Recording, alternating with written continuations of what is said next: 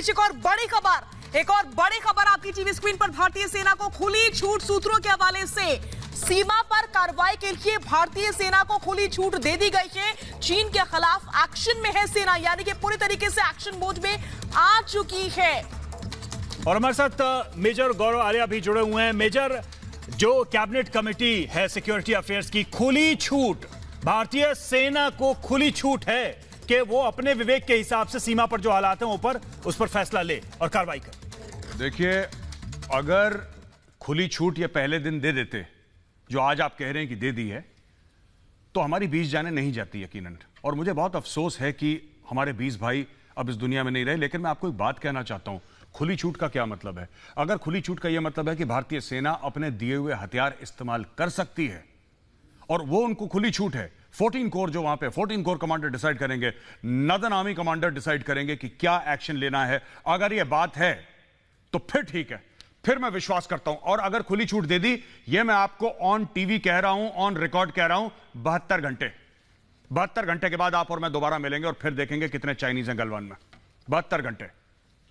लेकिन ये जो फैसला है, इससे कम से कम एक सीधा और कड़ा संदेश तो मिल रहा है कि भारत सरकार या भारत की जो रक्षा विशेषज्ञ हैं, रक्षा मंत्री हैं, वो किस दिशा में सोच रहे हैं।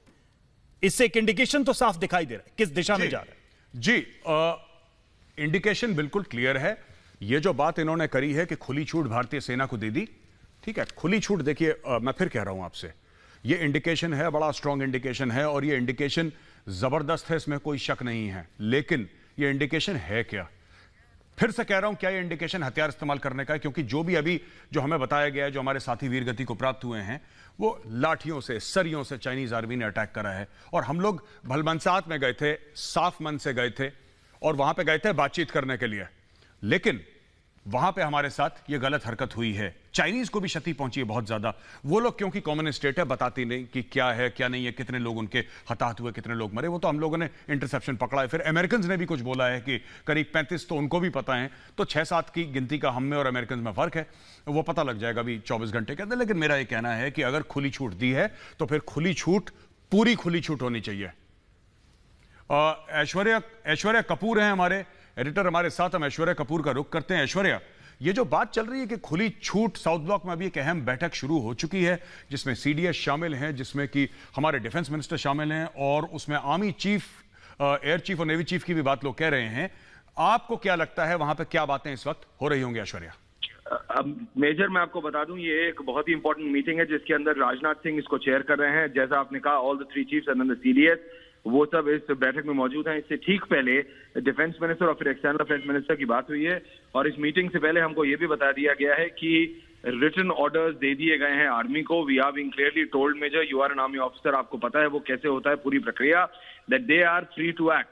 The army needs to appropriately respond to any act of aggression.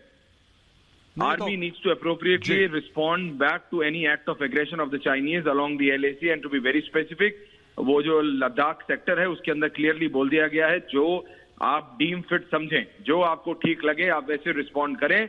Bharat की संप्रभुता को किसी भी हाल में बचाना है, 1 इंच जमीन भी नहीं देनी है, ये बात साफ कर दी गई। और इस समय तीनों चीफ, सीडीएस, रक्षा मंत्री से बात कर रहे हैं। एक्सटर्नल अफेयर्स मिनिस्टर से इस बैठक से पहले बात हो चुकी है रक्षा मंत्री की।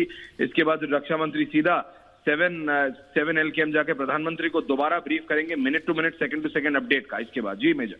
जी, ऐश्वर्या हमारे साथ अभी